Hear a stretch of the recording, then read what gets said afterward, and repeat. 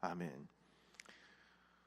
그 사도 바울께서는 지금 이 3차 선교 여행을 마무리하면서 이제 예루살렘으로 돌아가게 되면 죽을 것이라고 하는 것을 알게 되었습니다.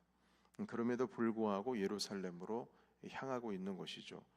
사실 죽다기보다는 이제 그 갇힌 몸이 되어서 그 로마로 호송이 돼 가는 것이죠. 호송돼 가는 가운데서 또 일어난 일도 이제 다음 주부터 계속 살펴볼 것이고요. 그래서 이 어제 우리 함께 말씀 나눴던 것에 의하면 그 에베소 교회 지도자들과 마지막 인사를 나누고 이제 헤어지게 된 겁니다. 그리고 오늘 여러 지명의 이야기가 있는데 여기저기 이제 들려서 이제 예루살렘에 가까워지고 있는 것입니다. 21장 3절에 보면 두로에 잠시 머물렀다가 4절에 보시게 되면 이레 동안 머물러 있었다 이제 기록을 하고 있죠. 그러나 제자들이 성령의 감동으로 바울더러 이제 예루살렘에 들어가지 말았으면 좋겠습니다. 자, 이렇게 권합니다. 여러분 4절 보시면 같이 읽겠습니다. 시작. 제자들을 찾아 거기서 이레를 머물더니 그 제자들이 성령의 감동으로 바울더러 예루살렘에 들어가지 말라 하더라. 아멘. 네, 그 성령의 감동으로 알게 된 거죠. 들어가면은 잡힌다. 네, 그리고 그럼에도 불구하고 이 바울이 다시 걸음을 옮겨서 배를 타고 다시 떠나게 됩니다. 그리고 이제 7절, 8절을 보면 가이사랴라고 하는 지역에 이제 등장을 하게 되는데 이 가이사랴는 예루살렘에서 가깝습니다. 뭐 그리 가까운 것은 아닙니다만 그 북쪽으로 한참 예루살렘에서 올라가게 되면 이제 가이사랴라는 곳이 있게 되는데요. 여기에 누가 살고 있냐면 전도자 빌립 집사님 8절에 보시게 되면 여기 살고 계시는데 이 빌립 집사님의 집에서 이제 머물게 됩니다. 과거에 빌립 집사님과의 관계는 빌립 집사님이 사마리아 지역에 이제 복음을 전하고 나서 보고가 올라갔더니 예루살렘에서 사마리아에서도 말씀을 받느냐 해서 베드로와 그리고 요한이 파송이 된 적이 있습니다. 그렇기 때문에 이제 빌립 집사님이라고 하는 존재가 바울과의 관계가 없을 수가 없죠. 어떻게든지 간에 만나는 어떤 그 시점은 있었을 것입니다. 그러나 정확하게 언제 만났는지는 알지 못합니다만 그럼에도 불구하고 초대교회 빌립 집사님의 집에서 이제 머물게 되는 것이죠. 그런데 이 집사님께는 4명의 딸이 있었습니다.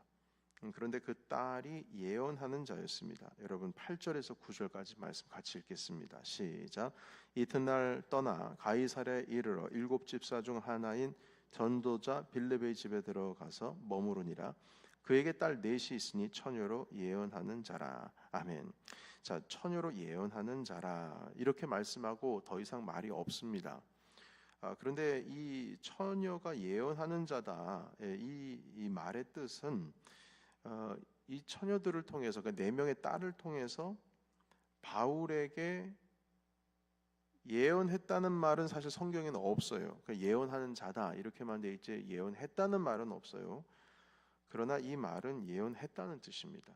그러니까 4명의 딸들이 바울 사도께서 예루살렘에 가게 되면 분명히 문제가 생깁니다. 이 말을 했다는 거예요. 이게 사실 그 말은 없지만 한 거나 마찬가지입니다. 왜냐하면 지금 계속 가이사랴로 오기 전에도 바울의 제자들이 성령의 감동으로 예루살렘으로 가지 마십시오.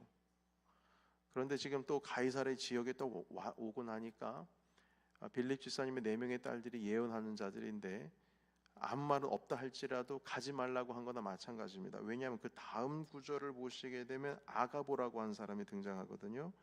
한번 보시겠습니까? 여러분 그 10절에서 11절까지 읽겠습니다. 10절, 11절 시작.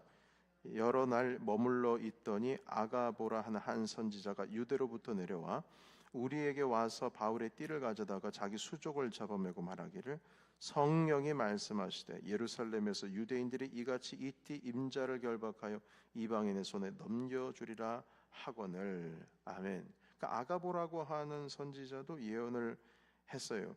그런데 이거 아가보 선지자가 그 과거에 그 사도행전 11장 28절에 예루살렘에 뿐만 아니라 온 천하에 그 기근이 들 것이다 해서 바울 사도께서 헌금을 모아가지고 예루살렘에 한번 방문한 적이 있습니다. 그래서 그때도 한번 전 세계에 기근이 들 것에 대해서 예언을 하신 분이거든요. 그래서 아가보라고 한 사람이 또 한 번 등장을 하고요. 그래서 이 말을 듣고 또 주변에 있었던 여러 사람들이 12절에 있는 말씀 보면 우리가 그 말을 듣고 그곳 사람들과 더불어 바울에게 예루살렘으로 올라가지 말라 권하니, 그러니까 가지 말라고 또 주변에서 말렸다 이 말인 것입니다. 자, 그럼에도 불구하고 바울은 예루살렘으로 길을 떠납니다. 자, 여러분 지금까지 몇 번의 예언이 있었습니까? 적어도 이제 오늘 말씀 살펴본 건 3번입니다. 그러니까 두로에서 한 번 있었고, 그러니까 가이사랴로 오기 전에, 그러니까 가이사랴에서는 빌립 집사님의 딸들에게서 한 번 또 있었고, 그분들이 예언하시는 분들이야. 예언했다는 말은 없지만 지금 어떤 논리의 기조상 예루살렘으로 올라가지 말라, 이제 그 기조가 계속 깔려 있는 겁니다. 그리고 아가보 선자에게서 한 번입니다. 예루살렘에 가면 큰일 난다는 거예요. 근데 여기서만 그런 게 아니고요. 에베소 장로님들 거기 때 지도자들을 만나서 목을 끌어안고 막 울었던 이유도 이번에 가면 무슨 일이 일어날는지 모른다. 왜냐하면 각 성을 돌아다닐 때마다 사람들이 예루살렘에 가면 이번에 큰일 날 것 같습니다. 아무래도 당신께서 이 3차 여행까지 이르는 이 시간 동안에 하신 말씀들이 있고 율법은 폐하해지고 오직 예수 그리스도의 믿음으로 말미암아 구원을 얻는다라고 하는 이방인들 할례 행하지 않아도, 그러니까 그런 말들이 무성했기 때문에 돌아가게 되면 큰일 날 것 같습니다. 유대 공동체 가운데 지금 잡히게 될 뿐만 아니라 예수님께서 모함을 받았던 것처럼 그런 식으로 몰아갈 겁니다. 그러니까 올라가지 마십시오. 계속 말합니다. 그럼에도 불구하고 바울이 내가 주님께 받은 사명 이거 마치려 하면은 내가 조금이라도 내 목숨을 귀한 것으로 여기지 아니한다 하면서 내 달려갈 길을 가겠다 하시는 말씀은 이미 우리 한 이틀 전인가요? 3일 전에도 함께 그 말씀을 나눴죠. 그러니까 계속 3차 여행 가운데에 그 돌아오는 길에 마게도냐 지역에서 계속 예루살렘으로 돌아가는 길에 가시면 안 된다, 가시면 안 된다, 가시면 안 된다, 이 이야기가 제자들을 통해서 계속 반복되고 있는데 오늘만 봐더라도 3번 반복되어 있습니다. 여러분 여기서 우리가 한 가지 한번 알아보고자 하는 내용이 있어요. 그것은 무엇이냐면 여러분 가면 예루살렘에 가면 잡힐 것에 대해서 계속 말씀하고 있어요. 그래서 제자들이나 동료들이나 가지 말라고 했습니다. 그러면 예루살렘에 가는 게 하나님의 뜻입니까? 가지 않는 게 하나님의 뜻입니까? 계속 말씀하시잖아요. 성령께서 너 가면 잡힌다. 가면 잡힌다. 이 뜻은 가라는 뜻이에요? 가지 말라는 뜻이에요? 약간 애매하죠. 바울의 제자들은 가지 않는 게 주님의 뜻이다. 이렇게 얘기를 하고 바울은 가는 거다. 이렇게 말하고 있습니다. 그러니까 같은 사건을 두고 의견이 좀 분분하죠. 비슷한 경우가 있었습니다. 다윗 같은 경우에 사울이 자기가 동굴에서 숨어 있을 때 그 동굴 안으로 들어와서 화장실이 급해서 엉덩이를 까고 앉았다 이 말인 겁니다. 무장 해제됐습니다. 칼도 없고 다 없고 주변에 보디가드도 없습니다. 화장실이 급해서 들어간 거니까. 다윗의 신하들이 말합니다. 이건 하나님이 주신 기회입니다. 그러니까 똑같은 상황인데 하나님이 주신 기회라고 얘기해요. 그러나 다윗은 아니지 않습니까? 그 기회가 아니에요. 본인에게는 이게 하나님께서 당신의 기름 부음 받은 자를 내 욕망, 내 야망에 의해서 손을 대느냐 안 대느냐에 대한 시험으로 받아들였을 수도 있습니다. 다윗 같은 경우 아니다. 똑같이 무장 해제하고 잠을 자고 있을 때 사울이 2번째 죽일 수 있는 상황도 있었지 않습니까? 요압 장군이 내가 당장 가서 그 목을 가져오겠다고, 그런데 다윗이 직접 하겠다고 해서 얼마나 갈등이 있었겠습니까? 그 앞에까지 가가지고 옷자락 하나 베어옵니다. 그 순간까지도 다윗은 왔다 갔다 마음이 왔다 갔다 했던 거예요. 그러니까 비슷하죠. 바울도 마찬가지입니다. 똑같은 상황을 두고 사람들은 아니 예언하지 않습니까? 성경에 말씀하시지 않습니까? 가르쳐 주시지 않습니까? 그걸 알면서 왜 가십니까? 하나님께서 이미 보여주신 겁니다. 가지 말라고. 그런데 바울은 아니다. 그리고 갑니다. 여러분 사실 이제 결론적으로는 바울이 예루살렘으로 가는 것이 하나님의 뜻이죠. 여기서 중요한 것은 무엇이냐면 성령께서 나에게 하시는 말씀인 겁니다. 여러분, 그래서 예언의 은사가 있는 자들이나 중보 기도를 하시는 분들이 성령께서 그 사람에게 직접 말씀하시도록 도와주는 역할을 해야지 내 뜻을 직접 관철시키면 안 됩니다. 예를 들면 하나님께서 가지 말라 하십니다. 내 마음에 가지 말라 하시네요. 이런 식으로 접근하면 안 된다는 겁니다. 이것이 예언의 은사를 가지고 있는 자들이나 중보 기도자들이 지켜야 할 책임입니다. 자기는 판단하지 않는 거예요. 다만 보여주시는 것을 얘기만 하면 되는 겁니다. 그리고 그것에 대한 해석은 나도 할 수 있지만 그 사람이 직접 결단을 내릴 수 있도록 도와주면 되는 거예요. 그러나 예언의 은사가 있는 자들이나 기도하시는 분들, 중보 기도하시는 분들이 자칫 잘못하면 그 사람의 인생을 왔다 갔다 조종할 수 있다는 겁니다. 아니요, 성령께서 하게 해주셔야죠. 성령께서 가지 말라는 게 아닙니다. 각오하고 가라는 거예요. 예루살렘에서 거기 들어가게 되면 잡힌다. 어떻게 될지 모른다. 목숨이 달아날지도 모른다. 미리 말씀해 주신 거예요. 사도 바울이 무장을 하도록 영적으로 단단히 옷을 입고 갈 수 있도록 도와줘야 된다는 것이죠. 그런데 계속 그 예언을 듣고 사실 감사한 거는 아가보 선지자께서는 이 띠의 임자가 이렇게 될 것입니다 하면서 그 바울의 그 허리띠를 풀러가지고 자기 수족을 묶지 않습니까? 이 띠의 주인이 이렇게 될 것이다. 그리고 아가보는 거기에 대한 평가를 하지 않습니다. 그냥 그 말만 하고 갑니다. 그러니까 그 말에 대한 해석은 누가 하느냐? 주변에 있는 제자들이나 동료들이 하는 겁니다. 거 보세요. 아가보 선지자께서 가지 말라고 하시잖아요. 아니요. 가지 말라고 그러신 게 아니에요. 그 일이 있다고 말씀하신 거죠.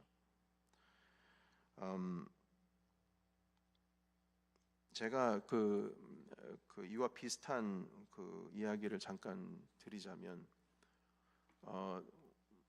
한때 저와 저의 리더십 아래에 있었던 젊은 청년이 지금은 10여 년 전에 우리 같이 함께했던 그 예배 공동체 가운데 있었던 분이신데 이분께서 자매님이세요. 그 다른 외국인 교회 다니고 계시다가 거기에서 어떤 남자분을 만나시게 되셔서 결혼을 하시게 됐는데 약속까지 다 잡고 나가는 가운데에 이 남자분의 그 신앙이 좋은 쪽으로 변한 건지는 모르겠습니다만 여튼 제가 구체적으로 말씀을 드리기는 좀 어렵습니다만 좀 우리가 기대했던 것과는 반대 방향으로 흘러가게 됐어요. 그래서 사랑이냐 신앙이냐 이 두 가지를 가지고 되게 고민에 빠져 있더라고요. 그러다가 오랜만에 정말 거의 한 수년 만에 통화가 됐습니다. 그래서 저한테 목사님 하면서 이제 상담을 하기 시작하는데 제가 어떻게 해야 될지 모르겠다고. 그래서 너의 담임 목사님은 뭐라고 하시냐? 우리 담임 목사님은 아주 그냥 긋고 말리고 난리도 아니라고. 이것 때문에 목사님이랑 사이 틀어지게 생겼다고. 근데 이분이 이제 결혼을 하시게 되면 미국을 떠나고 다른 나라로 가게 되거든요. 그래서 제가 그 이야기를 듣고 보니까 저 마음은 결정이 됐어요. 제가 그 청년의 아버지라면 전 반대입니다. 그런데 반대한다는 말을 제가 안 했어요. 안 하고 그 여성이 충분히 결정을 내리도록 도와주었는데 이렇게 도와줬어요. 만약 그 청년과 결혼을 하게 되면 네가 지금 가지고 있는 신앙이 더 발전될 것 같으냐 아니면 더 식어질 것 같으냐. 그리고 그 나라에 가면 지금 여기서처럼 하나님께 네가 지금까지 열심히 사역했던 그 일이 그 일을 네가 좋아하고 이렇게 감사함을 하나님께 너의 달란트를 사용했던 것들을 충분히 사용할 수 있는 환경인 것 같니? 아니면은 너의 달란트가 제한될 수 있을 것 같은 환경이 보여지니? 그리고 여러 가지 이렇게 한 가지, 두 가지 다 질문을 했어요. 어떠냐고, 너의 판단이 어떠냐고 한번 생각을 해보라고. 그러니까 그것으로 인하여서 너에게 좋은 유익이 올까, 나쁜 유익이 올까? 결혼이라고 하는 것은 아무리 사람이 사랑하고 좋아서 만나 하더라도 위기라고 하는 것이 있는데, 혹시라도 이것 때문에 위기가 일어날 경우에 그 위기를 가정에서나 교회 관계 속에서나 극복할 수 있는, 뭐 지금은 사랑의 힘으로 할 수 있다고 하지만 3년 뒤에도 5년 뒤에도 이것이 계속 문제시 될 것인데, 이 문제에 대해서 감당할 수 있는 의지를 분명히 하고 가야 된다고. 그럴 마음이 있냐고. 그러니까 곰곰이 생각을 해보는 거예요. 그러다가 결국에는 아직은 결정은 되지 않았지만 저한테 한 몇 주 전에 연락이 왔어요. 잠시 다시 생각해 보기로 이제 신랑 될 사람이랑 예정되신 분이랑 같이 좀 시간을 두고 기간을 좀 두기로 했다고. 그래서 잘했다고 그랬어요. 그리고 이 부분에 대한 것은 너의 부모님한테도 말씀을 드리고 담임 목사님께도 말씀을 드리고 그리고 같이 기도로서 이 기간을 보낼 수 있도록 좀 신경을 쓰라고 해서 이미 부모님한테도 다 얘기하고 담임 목사님께도 말씀을 드렸다는 거예요. 그러니까 제가 지금 말씀드린 건 뭐냐면, 제 눈에 제가 예언의 은사가 없습니다만 사실 신약의 관점에 보면 이것도 예언의 은사입니다. 눈에 뻔히 보여요, 어떻게 될지. 그러니까 저도 나이가 그렇게 많지는 않지만 그래도 많은 사람들을 만나보지 않았겠습니까? 그 젊은이들 빤히 보여요. 빤히 보여요. 어떻게 될지. 제가 그랬어요. 내 눈엔 보인다. 내 눈엔 보인다. 근데 내가 말은 안 해. 그렇지만 이러한 위기가 있을 수가 있고 어려움이 있을 수 있는데, 이것에 대해서 네가 극복할 수 있는 어떤 마음의 준비가 되어 있는지 확실히 하고 가라. 만약 여기에서 네가 만약에 결정을 잘못하게 되면 그 상대방에게도, 너의 남편이 될 사람에게도 나중에 이후에 몇 년이 지나고 나면 그에게도 네가 좀 잘못하는 것이다. 그래서 이걸 분명하게 해야 된다 라고 가르쳐주면서, 결정은 너다, 하나님의 인도하심이 무엇인지 작정하면서 좀 기도하는 시간을 가져라, 이렇게 말씀을 드렸습니다. 여러분, 이야기가 길었습니다. 아가보 선지자께서는 가시게 되면 영어의 몸이 될 겁니다. 그리고 그냥 끝이에요. 나머지도 마찬가지입니다. 모든 사람들 성령의 감동으로 마음을 얘기하시는 분들도 사도 바울님 가시면 잡힙니다. 그래도 가시겠습니까? 그것이죠. 여러분, 하나님께서 어제 금요일 예배 때도 함께 말씀을 나눴지만, 주님께서 나를 인도해 주세요, 하나님 저를 인도해 주세요 라고 기도할 때 그 기도의 뒷면에는 어떤 기대가 있냐면, 하나님께서 인도하시면 모든 것이 잘 될 것이다, 이것에 대한 기대감이 있습니다. 당연하죠. 기대감이 있죠. 그러나 주님께서 인도하실 때는 좋은 것만 있는 게 아닙니다. 예수 그리스도께서도 성령님께 이끌리셔서 광야로 마귀에게 시험 받으러 가셨고, 그리고 하나님께서 인도하시게 되면 예수님께서는 골고다 언덕까지 오르셔야 되는 것입니다. 사도 바울께서도 마게도냐에서 예수의 영이 손짓하면서 사람들이 오라고, 건너와서 우리에게 복음을 전해달라고 하는 환상을 보고 마게도냐 지역으로 들어갔지만, 들어가자마자 첫 성에서 이미 감옥에 엄청 매맞고 갇히는 몸이 됩니다. 여러분, 하나님께서 인도하셨다고 해서 모든 것이 평탄의 길이요 넓은 길이 아닙니다. 사실 우리 예수 그리스도께서는 좁은 문으로 들어가라 하셨습니다. 그렇기 때문에 하나님께서 인도하실 때에는 좁은 문도 있다라고 하는 사실을 우리는 알고 있어야 됩니다. 그래서 넓은 길로 찾으면 안 되죠. 주님이 인도하시는 길로 가야 된다는 것이죠. 그래서 하나님 저를 인도해 주세요 라고 했을 때는 또 두 번째는, 주님 제가 순종하겠습니다 라고 하는 내용도 그 안에 전제로 깔려 있습니다. 아니, 하나님께서 인도하시는데 우리가 주님 주님께서 인도하시는 걸 보고 제가 좀 판단해서 따라가겠습니다. 이건 아니잖아요. 그러니까 주님 저를 인도해 주세요라고 하는 말은 하나님 제가 당신이 어떤 길로 나를 이끌든지 제가 순종하겠습니다. 이 의지가 담겨 있는 거예요. 그런데 순종하겠습니다라고 하는 것도 없고 주님께서 우리를 이끌고 가실 때에 그 고난이라고 하는 길을 끌고 가실 수 있다라고 하는 것도 망각하고 그냥 주님 인도해 주세요, 주님 인도해 주세요라고 기도한다면 그것이 중언부언입니다. 인도해 달라고 명확하게 기도는 했지만 그건 뭘 모르고 기도하는 것이기 때문에 중언부언이나 마찬가지예요. 왜냐하면 자기가 생각하는 것과 하나님께서 원하시고자 하시는 뜻이 지금 영 반대 방향으로 가고 있기 때문인 것이죠.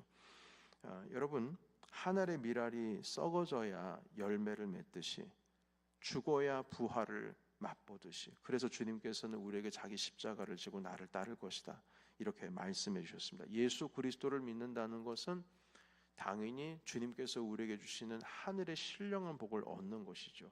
그러나 그 복을 얻기까지는 내가 주와 함께 죽고 주와 함께 살아가는 그 길을 걸어야 될 것이요, 예수 그리스도께서 말씀하신 바대로 나를 따를 자는 바로 자기 십자가를 지고 나를 따를 것이다 라고 하시는 이 말씀의 과정을 벗어나고 주님을 따르는 건 없습니다. 그래서 오늘 이 말씀 바울이 예언을 들었던 것을 어떻게 해석을 하고 있는지 잘 보십시오. 여러분, 나에게 유익이 되도록 해석이 되는 것이 바른 해석이 아니라 하나님의 뜻과 하나님께서 원하시는 것에 합당하게 해석하는 것이 그게 진짜 해석인 것이에요. 그래서 오늘 이 말씀을 받으시고 주변에 함께 기도하시는 분들, 특히 기도를 많이 해드리는 분들, 정말 이 말씀들을 조심하셔야 됩니다. 하나님의 뜻이 그것이 아닌데 하나님께서 바울 사도요 가지 말라 하십니다 이렇게 말하는 순간 사도 바울이 만약에 예루살렘으로 안 가면 어떻게 할 거예요? 만약 그것 때문에 안 갔으면 어떻게 될 뻔했겠어요? 그러면은 로마로 못 가는 거예요. 여러분, 주님의 뜻은 영어의 몸이 된다고 할지라도 예루살렘으로 가는 겁니다. 그래서 우리가 함께 주님의 말씀 붙들고 기도하면서 중보하면서 나갈 때도 하나님께서 주신 마음에 대해서 이야기를 할 때 정말 조심해야 됩니다. 모든 것을 안다는 것처럼 얘기하면 안 돼요. 어저께 금요 예배도 말씀드렸지만 내가 모든 것을 알고 내가 하나님의 대리자이고 내가 하나님의 대행자이고 내가 하나님의 모든 뜻을 나 아니면 너에게 알려줄 사람이 없다는 식으로 유일한 사람으로 얘기를 하는 순간 그 사람은 이미 하나님과의 사귐의 교제에서 멀어지고 있는 사람입니다. 그래서 오늘 이 말씀으로 도전받으시고 하나님 아버지의 은혜 가운데에 그 길을 온전히 쫓아갈 수 있는 우리 그러한 영적인 성숙한 영을 가지고 계신 우리 성도 되시기를 예수 이름으로 축복합니다. 아멘. 기도하겠습니다. 하나님 아버지, 오늘 사도 바울